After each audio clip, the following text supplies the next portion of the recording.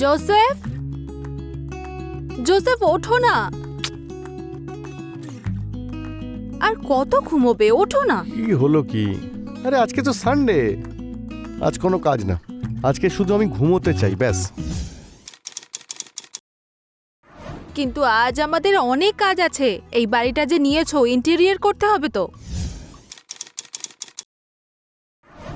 সেগুলো তুমি দেখে নাও, এই দায়িত্ব আমি তোমার ওপর দিয়ে দিয়েছি। আমি একা একা কিভাবে করব? জাস্ট থিঙ্ক, যদি তোমার ইনপুট থাকে তাহলে তো কাজটা ভালো হবে। আমার ইনপুট কালকে পাবে, okay? This is not done. হ্যাঁ, আমি তোমার সঙ্গে কথা বলবো না। ভালো তো, অন্তত কিছুদিন শান্তি পাবো। আরে আরে আমি মজা করছিলাম। নিজের বউয়ের সঙ্গে মজা করবো নাকি অন্য কারো বউয়ের সঙ্গে করব? হ্যাঁ, আমি তোমার সঙ্গে কথা বলবো না। এতেও তুমি রেগে গেলে? বেচারা তোমার হাজবেন্ড তো অল টাইম কাজ করে, ও একটু রেস্টও নেবে না? এটা কিন্তু ঠিক করছো না। God is watching. ঠিক আছে, তুমি রেস্ট করো, কিন্তু ইভিনিং এ তোমাকে আমার সঙ্গে ইন্টেরিয়র সেট করতেই হবে। ঠিক আছে, কিন্তু এখন আমি আর ঘুমোতে চাই না। কেন? এখন আর ঘুমাবে না? এখন শুধু তোমাকে ভালোবাসবো। আচ্ছা, এসবের জন্য তো অনেক সময় আছে। এখন ঘুম পাচ্ছে না? তুমি এত সুন্দরী, আমার ঘুম আসবে কি করে? নমস্কার, আমি হলাম কাঞ্চন অবস্থি। আরও একবার আপনাদের স্বাগত জানাচ্ছি এই ক্রাইম চক্রের একটা নতুন এপিসোডে, একটা নতুন কাহিনী নিয়ে। জোসেফ আর রিটা একটা হ্যাপিলি ম্যারিড কাপল। ওদের অনেক দিন হয়েছে বিয়ে হয়েছে। একটা ছোট্ট শহরে জোসেফ একটা কার রেন্টালের বিজনেস করত। ওর কাছে কিছু গাড়ি ছিল, যার মধ্যে একটা গাড়ি ও নিজেই ড্রাইভ করত। জোসেফ খুব মন দিয়ে পরিশ্রম করত। আর জোসেফ রিটা একটা নতুন বাড়ি কিনেছিল, যেটার ইন্টেরিয়রের কাজ ওরা করাচ্ছিল। কিন্তু কেউ ছিল যে ওদের ওপর নজর রাখছিল, যে লুকিয়ে লুকিয়ে ওদের দেখত। যেমন আমরা দেখতে পেলাম যে একটা বোরখা পরে কেউ বড় একটা ব্যাগে করে কিছু নিয়ে যাচ্ছে। আসলে এই ব্যাগের মধ্যে কী ছিল? আসলে কি হয়েছিল? এটা কি কোনো অপরাধের সতর্কবাণী ছিল? কিন্তু আসলে কার সঙ্গে হয়েছিল এই অপরাধ? আসুন দেখে নিই পরের কাহিনী।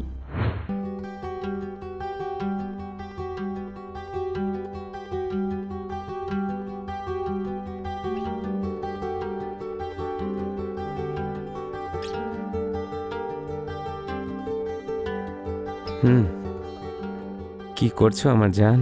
তোমার খাওয়ার প্রস্তুতি। আচ্ছা, মাঝে মাঝে আমার মনে হয় যে ভগবান আমার প্রতি কতটা সদয়, তাই না? ভালোবাসার মতো এত সুন্দরী একটা বউ পেয়েছি, আর সে এত ভালো খাবারও বানায় আর আমার খেয়াল রাখে। আসলে কি বলো তো, আমি তোমাকে ভীষণ ভালোবাসি, আর আমি চাই আমি তোমাকে পৃথিবীর সব খুশি এনে দেব। তোমার উপর যেন কোনো দুঃখের ছায়া না পড়ে। তুমি যে এই কথা বলো না, সোজা আমার বুকে এসে লাগে। একদিন এভাবে আমার হার্ট অ্যাটাক না হয়ে যায়। এরকম বলো না, আমার ভয় করে। আর মরুক তোমার শত্রুরা, আমার আয়ু যেন তোমার লেগে যায়। আমি তোমার আয়ু নিয়ে কি করব? একা একা আমি বাঁচতে পারবো নাকি? বাঁচতে হলে তোমার সঙ্গেই বাঁচতে চাই। তবে এটা তুমি ঠিকই বলেছ। চলো, আমি আমার আয়ুটা ফেরত নিয়ে নিচ্ছি। তাহলে নিয়ে নাও না। চলো যাই। কোথায়? ঘরে। ধ্যাৎ। কেন? আরে তুমিও না। আরে কি শোনো, অসুবিধে? আমাকে রান্না করতে হবে, অনেক কাজ আরে আছে। খাবার বানাতে আমি হেল্প করে আরে, দেবো, চলো না। আদিল, আদিল, আদিল, আদিল, আদিল।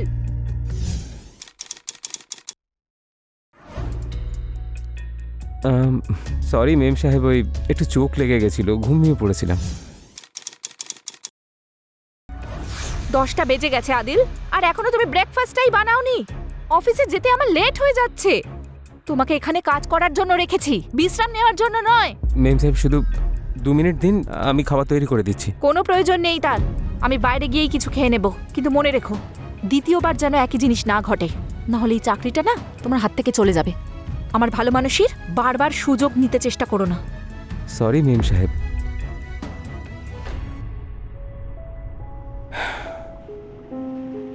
কি যে করো ভগবান, একটা প্রেম হলো তাও মেম সাহেবের সঙ্গে। এ কেমন ভাগ্য বলো তো। ও কোনোদিন আমার সঙ্গে ভালোভাবে কথাটাও বলবে কি? মনে হচ্ছে এমনিই জীবন নিয়ে নেবে আমার। হ্যাঁ।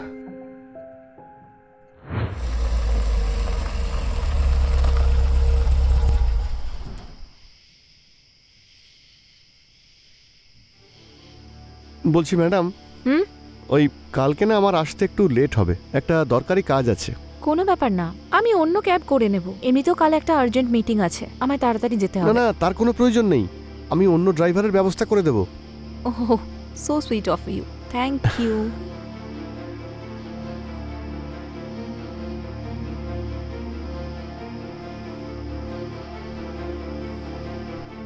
ছাড়ো ছাড়ো, এটা তুমি কি করছো?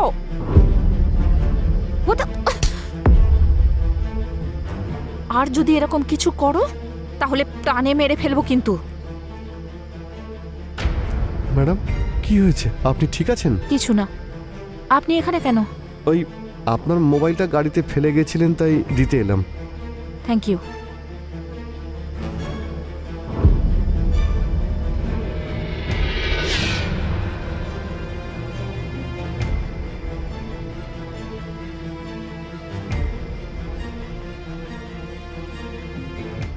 মুমতাজ আধুনিক মানসিকতার মেয়ে ছিল, যে একটা বড় কোম্পানিতে ভালো একটা পজিশনে কাজ করত।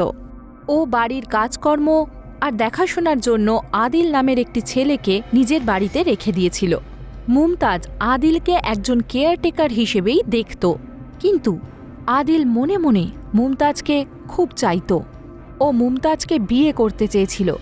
জোসেফ মাঝে মাঝেই মুমতাজকে তার অফিস থেকে পিক আপ অ্যান্ড ড্রপ করতে যেত। মুমতাজ ওর রেগুলার ক্লায়েন্ট ছিল। একদিন মুমতাজ যখন নিজের ফোনটা গাড়িতে ফেলে এসেছিল, তখন জোসেফ ওকে মোবাইলটা ফিরিয়ে দিতে গেল, আর সে দেখল যে মুমতাজ আদিলের ওপর ভীষণ রেগে রয়েছে, আরও আদিলকে চড়ও মেরেছে। জোসেফ তার পরের দিনই মুমতাজকে এর কারণ জিজ্ঞেস করল।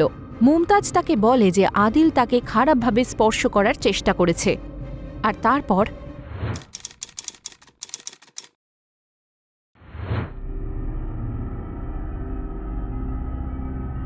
কি হয়েছে? একটা সুটকেসে মহিলা ডেড বডি পাওয়া গেছে, বডিকে পোস্টমর্টমের জন্য পাঠিয়ে দিয়েছি। এই বডিটা চেনা গেছে? বডিটা মুমতাজ নামের একজন মহিলার। উনি একটা বড় কোম্পানিতে ম্যানেজারের জব করতেন। Murder weapon? স্যার, গলা টিপে খুন করা হয়েছে, তারপর ব্যাগে ভরে এখানে এনে ফেলা হয়েছে। আচ্ছা, বডির আশেপাশে কিছু পাওয়া গেছে? না স্যার, বডির পাশে একটা বোরখা পাওয়া গেছে, হতে পারে ওটা ওই মেয়েটারই। আর একটা কথা স্যার, মনে হচ্ছে বডিটা রাতেই ঠিকানা লাগানো হয়েছে। একটা কাজ করো, এই মেয়েটার ব্যাপারে খোঁজ নাও, আর আশেপাশে খোঁজ নাও কাউকে বড় ব্যাগ সহ দেখা গেছে নাকি। যদি এদিকে কোনো ক্যামেরা থাকে তো সিসিটিভি ফুটেজ বের করো ফার্স্ট। Yes sir. স্যার, ব্যাগটাকে দেখে মনে হচ্ছে যে টেনে হিঁচড়ে এই পর্যন্ত আনা হয়েছে। স্যার, এত দূর এত ভারী একটা ব্যাগ আনা সম্ভব না, তাই না? এটা হতে পারে কিছু দূর পর্যন্ত গাড়িতে আনা হয়েছে, তারপর টানা হয়েছে। স্যার, একটা কাজ করো, এই মেয়েটার অফিসে যাওয়ার খোঁজ নাও যে কারোর সাথে এর কোনো ঝগড়া বা ঝামেলা ছিল কিনা। এর রিজন মার্ডার হতে পারে। Yes sir.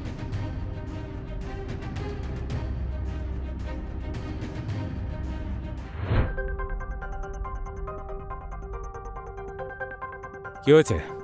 স্যার, এটাই হলো মুমতাজের বাড়ি, লক করা। এই আশেপাশে দেখো কোনো সিসিটিভি ক্যামেরা আছে নাকি। দরজা ভাঙো। স্যার।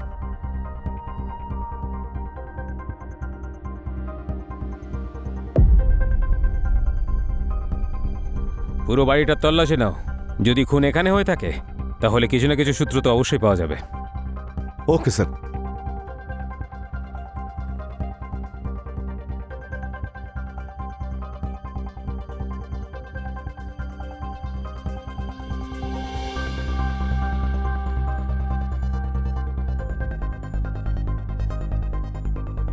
স্যার, এই দেখুন স্যার, একজন পুরুষের শার্ট, মানে এখানে আরো একজন থাকতেন। খোঁজ নাও কার জামা ওটা। ঠিক আছে স্যার।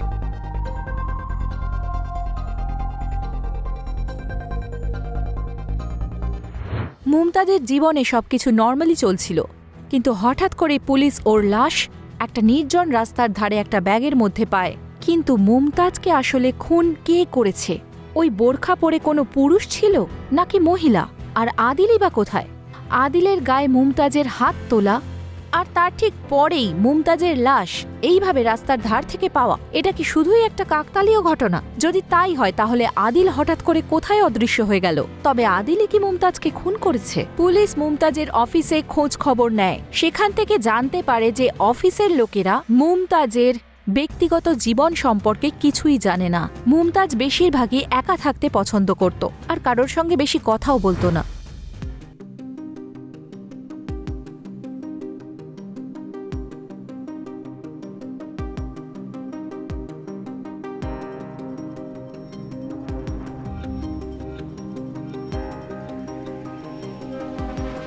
আরে তাড়াতাড়ি ফিরে এসেছো। আর কিছুদিন ধরেই দেখছি বেশ তাড়াতাড়ি ফিরে আসছো তো তুমি।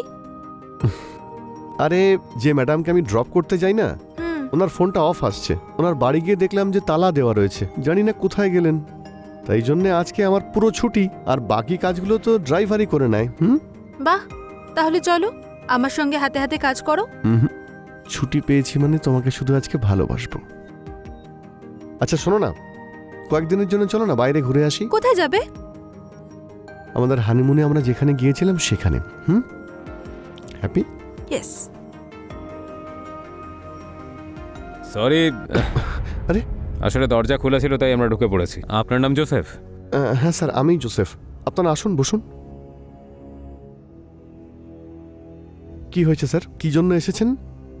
জোসেফ বাবু, মুমতাজের মার্ডার হয়ে গেছে, সেই ব্যাপারে আপনার সঙ্গে কথা বলতে এসেছি। কিন্তু কি করে মুমতাজ ম্যাডামের মার্ডার হলো? আমি তো ওনার বাড়িতে গিয়েছিলাম, বাড়িটা তালা দেওয়া আর ফোনটাও তো অফ। হ্যাঁ, ওনার ডেড বডি আমরা ডিকিতে পেয়েছি। আপনি কি কাউকে সন্দেহ করেন বা এরকম কোনো কথা জানেন যার সঙ্গে মুমতাজ দেবীর মার্ডারের সম্পর্ক আছে? স্যার ওই আদিল। আদিল? আদিল কি ওর বয়ফ্রেন্ড ছিল নাকি? না, বয়ফ্রেন্ড না। আদিল মুমতাজ ম্যাডামের কেয়ারটেকার ছিল, ওনার বাড়িতেই থাকতো আর ওনাকে দেখাশুনো করতো। ওখানে তো কেউ ছিল না। স্যার আমার মনে হচ্ছে ওই যে শার্টটা দেখলাম না, ওটাই আদিলের হবে। এই আদিলের ওপর সন্দেহের কারণ? স্যার ওই একদিন মুমতাজ ম্যাডামের মোবাইল আমার গাড়িতে ফেলে গেছিলেন, তাই আমি ওটা ফেরত দেওয়ার জন্য ওনার বাড়িতে যাই। তখন আদিল আর মুমতাজ ম্যাডামের ঝামেলা হচ্ছিল, আর মুমতাজ ম্যাডাম ওকে একটা চড়ও মেরেছিলেন। কেন? হ্যাঁ, ওই পরের দিন আমি জিজ্ঞেস করাতে ম্যাডাম বললেন যে আদিল ওনাকে ভালোবাসে, আর ওনাকে ম্যাডামকে বিয়ের জন্য প্রস্তাবও দিয়েছে। আচ্ছা, আদিলের নাম্বার পাওয়া যেতে পারে কি? হ্যাঁ হ্যাঁ স্যার, আমি দিচ্ছি। আচ্ছা, এই আদিলের নাম্বারটা ট্রেসিংয়ে পাঠিয়ে দাও। স্যার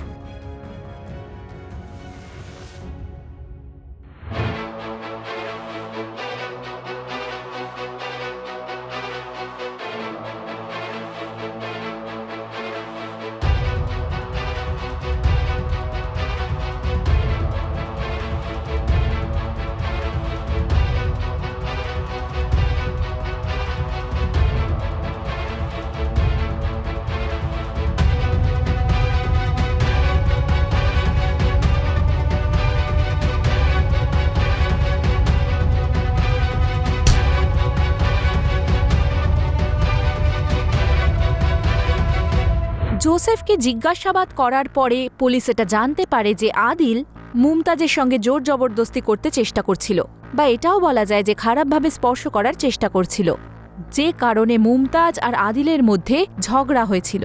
আর হয়তো আদিলই বদলা নেওয়ার জন্য মুমতাজকে মৃত্যুর মুখে ঠেলে দেয়। পুলিশ আদিলের মোবাইলটা ট্রেস করতে থাকে। প্রথমে সেটা আউট অফ নেটওয়ার্ক ছিল, কিন্তু হঠাৎ করে মুমতাজের বাড়ির কাছেই ওর লোকেশন ডিটেক্ট করা যায়। পুলিশ তার নিজের টিম নিয়ে একটা ফাঁদ পাতে আর আদিলকে ধরেও ফেলে। বল, কেন মেরেছিস মুমতাজকে? স্যার কি বলছেন স্যার এসব? আমি মারিনি মুমতাজকে, আমি তো একই কথা বারবার বহুবার বলে যাচ্ছি, কিন্তু তাও আপনি একই কথা জিজ্ঞেস করে যাচ্ছেন। কারণ তুই ওকে ভালোবাসতিস, তোর নোংরা নজর ওর উপরে ছিল, আর তুই ওকে খারাপভাবে টাচ করার চেষ্টা করেছিলি, তাই ওর কাছে থাপ্পড়ও খেয়েছিস তুই, যাতে তোর ইগো হার্ট হয়েছে, আর তুই প্রতিশোধ নেওয়ার জন্য ওকে মৃত্যুর মুখে ঠেলে দিয়েছিস আর পালিয়ে গেছিস। হ্যাঁ? না স্যার, স্যার দেখুন, আপনি যেটা বলছেন আমি মানছি সেটা সত্যি, আমি না বলছি না, কিন্তু স্যার আমাকে বিশ্বাস করুন, আমি মারিনি। স্যার আমি আমার গ্রামে গেছিলাম, আমি ফিরে এসে দেখি আপনারা বাইরে দাঁড়িয়ে আছেন। আমি পাশের বাড়ির আন্টিকে জিজ্ঞেস করে জানলাম যে মেম সাহেবের মার্ডার হয়ে গেছে। স্যার আমি ভেবেছিলাম আপনারা আমাকেই ধরবেন, তাই আমি পালাচ্ছিলাম স্যার। স্যার আমাকে বিশ্বাস করুন স্যার, আমি মারিনি। স্যার, এই সিসিটিভি ফুটেজটা পাওয়া গেছে।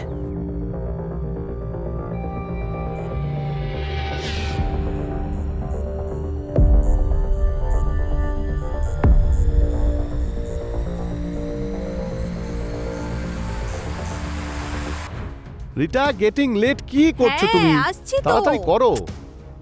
আসছি তো বাবা। কি সুন্দর লাগছে তোমায়। চলো, লেটস গো। এই যে জোসেফ বাবু, মার্ডার করে পালাচ্ছেন কোথায়? স্যার, আমি কাউকে মার্ডার করিনি স্যার। স্যার, আমরা তো ছুটি কাটাতে যাচ্ছি, ও কেন কাউকে মার্ডার করবে? সেটা তো জোসেফ বাবুই বলতে পারবেন। স্যার, আমি কাউকে মার্ডার করতেই পারি না স্যার। ডেড বডিকে ব্যাগের মধ্যে রেখে টেনে নিয়ে যাওয়ার যে সিসিটিভি ফুটেজ আমরা পেয়েছি, তাতে যে ঘড়িটা দেখা গেছে সেটা আপনার। আর মার্ডার স্পটের পাশে যে পেট্রোল পাম্প আছে, মার্ডারের ঠিক পরেই আপনি ওখান থেকে পেট্রোল ভরিয়েছেন। আরও প্রমাণ আমরা ঠিক খুঁজে নেব। আপনার জন্য ভালো হবে যদি নিজের দোষটা স্বীকার করে নেন, না হলে আপনাকে বেধড়ক মারধর করে আমাদের সত্যিটা বের করতে হবে। বলুন।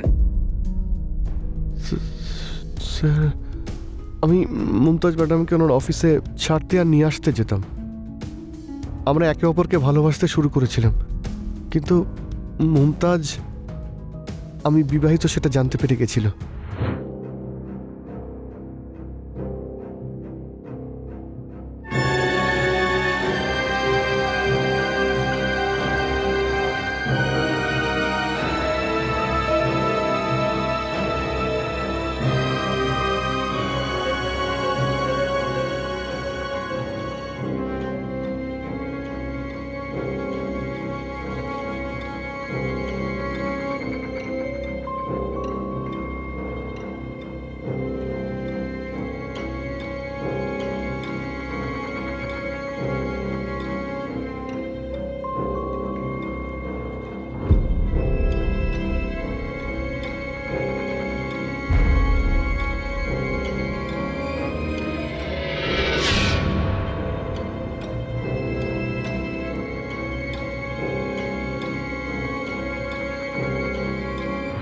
ঠকবাজ! আমি তোমাকে স্বামী মনে করে নিজের মাথায় তুলে রাখতাম, আর আমার পিছনে তুমি এই সব করছিলে। দাঁড়ান রিটা দেবী, প্লিজ ছাড়ুন একে, প্লিজ। স্যার, মুমতাজ আমাকে হুমকি দিয়েছিল যে ও রিটাকে সব বলে দেবে আর আমার জীবন শেষ করে দেবে। আমি অনেক বোঝানোর পরেও বুঝতে চাইনি স্যার। তো আমার খুব রাগ হয়েছিল, আর রাগের মাথায় আমি কি করব বুঝতে পারিনি। আর গলা টিপে তুই ওকে মেরে ফেললি। স্যার, আমি মুমতাজকে মারতে চাইনি স্যার। আমি তো ভুল করে, জানি না। এবার বুঝতে পারবি, এবার বাকি জীবনটা জেলে কাটাবি। অ্যারেস্ট করো ওকে। স্যার, চল স্যার, চল স্যার।